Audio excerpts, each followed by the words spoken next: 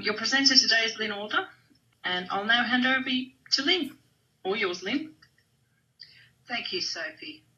Okay, welcome everyone to QuickSmart Literacy.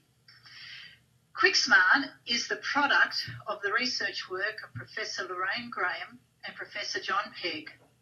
Both researchers were attached to Simmer National Centre, which is part of the School of Education at the University of New England in New South Wales. Simmer looks at two specific areas of research: teacher professional learning and programs for struggling students in school education. Being a regional university, the research has a biased focus on these areas in relation to rural Australia and in international developing countries. However, we do work in major cities. So why do we need QuickSmart? I think in order to answer the question, we need to look at our NAPLAN results across Australia. First off, let's just look at New South Wales results, and then I'm going to let you go through and look at your state results. So let's look. In 2008, in Year 3, 32% of students were either at risk or below functional reading level according to NAPLAN. So it's 32%. So let's follow this cohort of students when they go into Year 5 in 2010.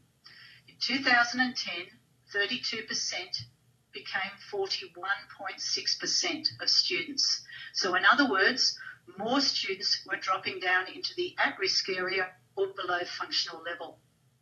Let's look at the same cohort of students to what happened in 2012. So we go from 41.6% to 42.2%. So only a slight increase in numbers at that level. So in 2014, for Year 9 students, we have 59.5% of students across Australia are either at risk or below the functional level of literacy. I'm going to go back to Year 3 now, and I want you to look at your state. And if you're in New South Wales, I'm more than happy for you to have another look at 2008, or actually select 2009 and follow the same cohort of students. So this is Year 3. In two years later,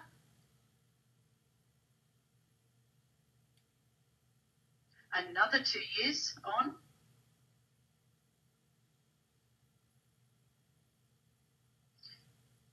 and finally, it's not a very pretty picture. Okay, let's look at it in a different way. If we take the OECD definition of metropolitan, provincial, remote and very remote, have a look at Year 3 to Year 9 when we separate the data from those who live in cities to those students who are living further away from a major city. Now, if you're in New South Wales, the only provincial cities we have is Newcastle and Wollongong. I dare say if you're in Melbourne, the provincial city would be Geelong. If you're further away than an hour from a major city, then you're likely to be classified as remote, which sounds crazy for this country, but based on world definitions, that's what it is. And then, of course, further out again, away from the major city, it's very remote. I think the message that you need to look here is that the further we live away from a major city, the more problems that students are having struggling with literacy. There is a major concern about this gulf between the educational outcomes of students in high and low socioeconomic groups. And in fact, there's 3 years difference between high socioeconomic bracket of students in the same year to those who come from low socioeconomic brackets. This was done as a result of research done by ACER in 2011. If we look at the PISA results, another research project that was also done by ACER looking at the 2012 PISA results on how Australia measures up. You can see in actual fact the difference between the lowest and the highest socioeconomic bracket is almost 3 full years, and the difference between metropolitan and provincial students is a further year higher than those in a remote area. So we have a significant problem in ensuring that our most vulnerable students have the opportunity to develop literacy skills at least sufficient to enable them to participate in our society. How big is the problem in real terms? There is nearly 4 million students in Australian schools today. And if we take a very conservative percentage of 25%, then we have 1 million students who are at serious risk of gaining literacy skills. The demands of literacy today are greater than they were when many jobs were available to those with minimal literacy skills. Not so today, as unskilled jobs are becoming very rare as technology are taking over. 1/3 of 15-year-olds aren't meeting the national literacy standards. And this is actually increasing, especially over the last decade.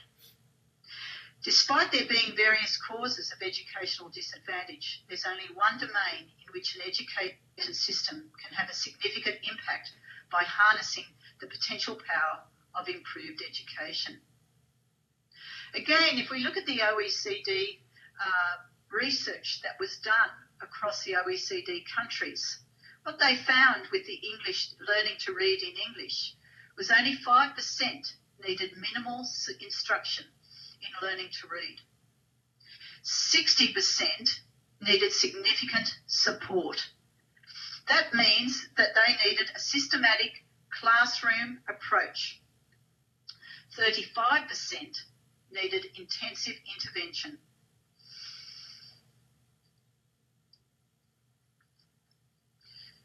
We also found that researchers looked at various phases of intervention. The first phase is when the teacher does the teaching. The second phase is where teacher provides differentiated activities, in other words, multiple ways within the classroom of presenting the same information.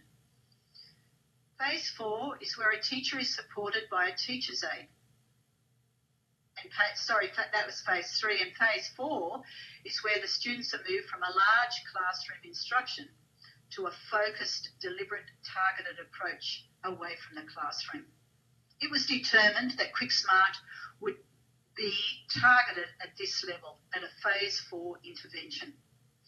For those who know the American system, it's a tier 2 or tier 3 level of intervention if you're following the response to intervention instruction.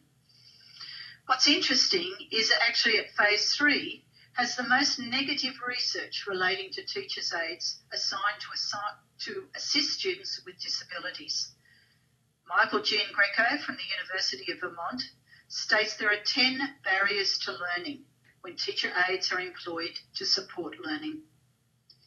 Peter Blanchford from the UK has gone further in his research into teaching assistants, and along with fellow researchers in the US are redefining the roles of teaching assistants in terms of providing professional development around the implementation of intervention programs, and they are seeing enormous amount of success. In fact, New Zealand is now following the UK model with teaching assistants. So let's look at QuickSmart literacy. It covers oral language. These are the components within literacy, listening and reading comprehension. What it doesn't include is written language. You have to remember this is a targeted intervention program. That would have to be a separate program following on. It also covers the big 5 in learning to read. And the big 5 is comprehension, vocabulary, fluency, and phonemic phonology, that area there. These areas came out of the national reading panels of the UK, the US and Australia. All agreed on the same areas of learning to read, and all agreed that every part is extremely important in gaining reading for meaning. QuickSmart offers the last chance to become active learners. It focuses on fluency in reading and comprehension in years 5 to 8. We have had students with in year 4 on the program, and we have had older students on the program with a lot of success. But we always do carry concern with the youngest students. With the older students, we have written, and it is available in our private area, an adult literacy program. This program is written against the Australian Core Skills Framework, and for those in New South Wales whose students sit the ROSA literacy test, this would support the learning of that program, particularly when the government is bringing in that at Year 9 in NAPLAN, if they do not gain a Band 8 or 9, they will be required to jump that hurdle, so to speak, before they're able to gain an HSC in Year 12. Individual students are assessed through a computer program called AUSCAS that was developed by the University of Massachusetts, and starting levels are determined. Students are then grouped together in pairs and work with a tutor 3 times a week for 30 minutes. Either the scoring on the flashcards or the computer program determines the next level they need to move on. Comprehension is woven into that area, into explicit extraction around the particular text. So each story has an introduction level followed by a lesson within the framework, which is repeated until 50 flashcards are retrieved 3 times. And as you can see by that lesson format, there is comprehension that is woven into the basic lesson at various times. Obviously, here are our results from 2012 to 2014. A pre and post test is given to measure growth, which translates to an effect size, the size of the effective treatment on learning. Using the work of John Hattie, the pre and post test is calculated into an effect size, and it is we use the progressive achievement test that was designed by ACER.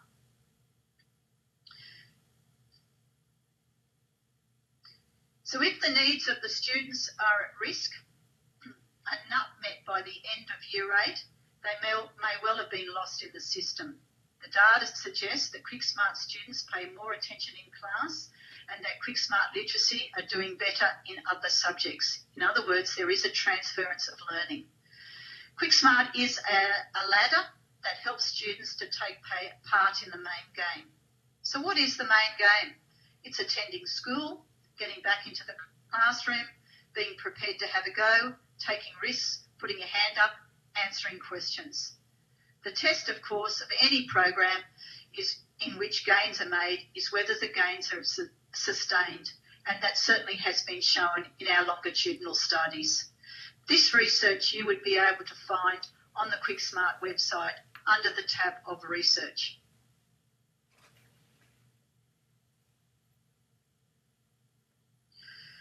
The school requirements. This includes a space, a filing cabinet, computers. Each student will have their own folder. The progressive achievement tests are part of the kit that is given to you. All right, so here are the costs for the QuickSmart Literacy Program. The $7,000 for students that are 100 plus. They require 6 days of training.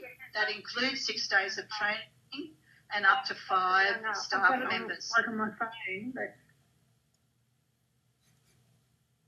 We're right now? Okay, and also the $3,500 covers your software license for 3 years, the resource kit, any online resources and support that you might have. We're available, either IT is available 5 days a week or myself is available through email anytime, or you can give us a call during working hours for that.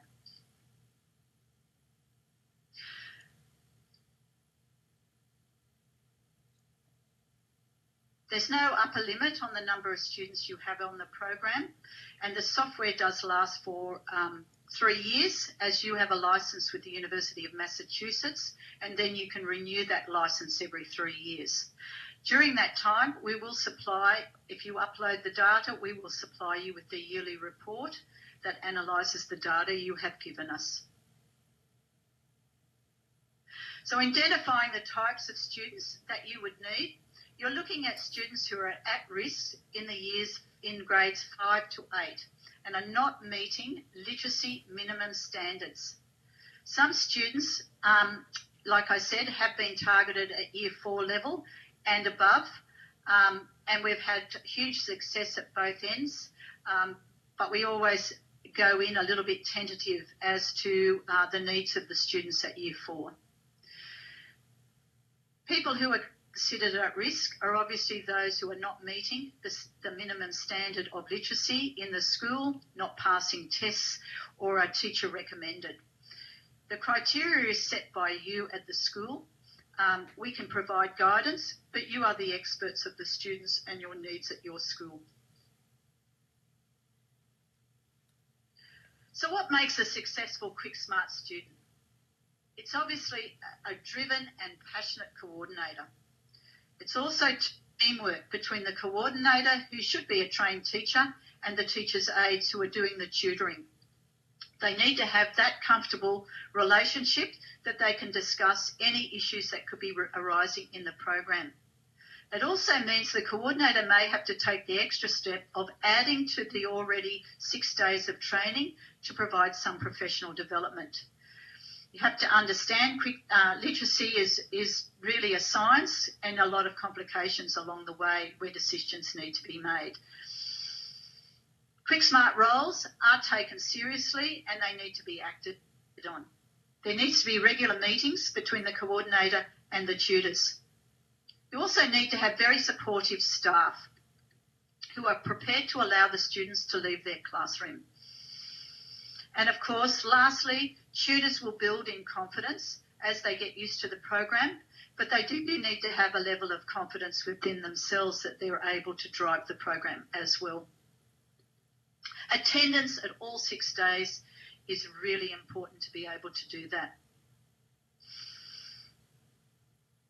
Here are our contacts that we have should you like to follow up about and ask any questions, or if you would like to sign up for the program. Here is our contact information that you are able to gain in order to get more involved in the program. You said that there are some concerns with Year 4 students. What sort of concerns would those be? I think it's really important to make sure that they have a sound, grounding in pre-reading skills, that they can, although we do follow on with phonics and phonemic awareness, there is an understanding that they have the beginning of phonics and phonemic awareness. That's why we don't have it in the younger years. It's usually that they at least know 10 high-frequency words. They are able to read them fairly frequently, and they're able to sound out a basic, consistent consonant, vowel, consonant word, and probably even go a little bit beyond that. There are other programs that are available for those students that are in Year 1, Year 2, Year 3. And Year 4 is about the changeover. QuickSmart does focus more on comprehension than many other learning to read programs as such. Mm-hmm. And there were 3 types of QuickSmart literacy lesson that you listed on your slide. Yes, that's right. How often would you do an introduction, and how often would you do a basic lesson, and how often would you do a comprehension lesson? All right, let's just go back to that thing so we can see what is being asked. This is the 3 basic lesson. The lessons are centred around a text. All the texts are provided, and inside of that text are targeted words. So in the introduction lesson, you would be introducing the new text. So you only ever do one lesson around that one text, where you introduce the story, you model read the story, and you're looking at the target words. Then in the basic lesson, you will repeat the basic lesson until the student has reached 50 flashcards. So although the 6 components are set, the creativity within each component is there. And of course, you would be doing multiple different activities around the focus areas, the word study or the flashcards, until the student has reached 50 flashcards. Once the student has read 50 flashcards, you may introduce a comprehension strategy. You may have already included that in your basic lesson. You would be then moving on to a new story. With the AusCAS, that's the computer program, once you've done 300% at under 2 seconds at reading the words on the AusCAS, you would be changing levels. Does that make sense? Yeah, and how many levels are there? There are 4 levels: essential words, level 1, level 2, and level 3.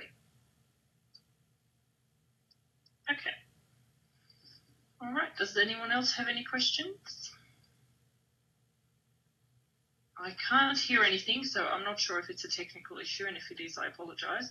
I don't think we mentioned what testing we use for the pre-test and post-test. The pre-test is that progressive achievement test, the same as what I showed in the results. It is an ACR norm reference standardised test that is given to students before and then followed up with the same test after. For those who are in South Australia, you would be doing the next level up because your Department of Education requires all students to do it in October, November, so you can use those results. And the other selection of levels within QuickSmart is determined by the AusCAS or the computer program. And there are 7 tests that you do: essential letter naming, essential words, level 1, level 2, level 3, sentence understanding 1 and sentence understanding 2. So once you've done those tests, you do them before. That determines the level that you start in.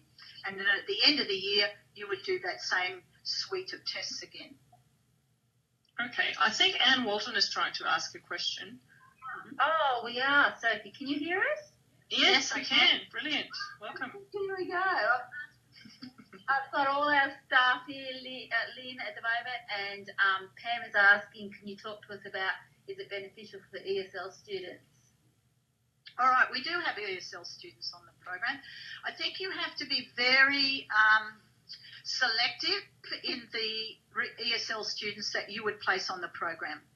The ESL students that I have seen be successful tend to be refugees, tend to have had broken education before, and are struggling at the grade level when they come into the school, not only because of the English language, but because of a lack of education in so many areas. For example, if I had a German student who was very fluent in both their oral and written language in German, attended school, had no problems within their primary language, and then came to Australia, I would not use QuickSmart Literacy for them. I think there would be other more suitable ESL programs that would be suitable. If, however, I had a refugee student who, as a result of conflict in their home country, have had very broken schooling, they may even come from an oral language, so they haven't even had exposure to a written language before, then perhaps a level of QuickSmart Literacy may be appropriate for them. Have I answered your question? Yep. Yes, they're all nodding. The other thing that I would do with ESL, and I have done, I have worked with a refugee community that attends a school in Cairns, and we changed their headings on our word study to fit with the needs of the refugees that were coming out of Nepal. So they had a fairly good written primary language in Nepal. Obviously, their character script is different. But we changed the headings in terms of tense, prepositions, those types of things, as opposed to learning to read.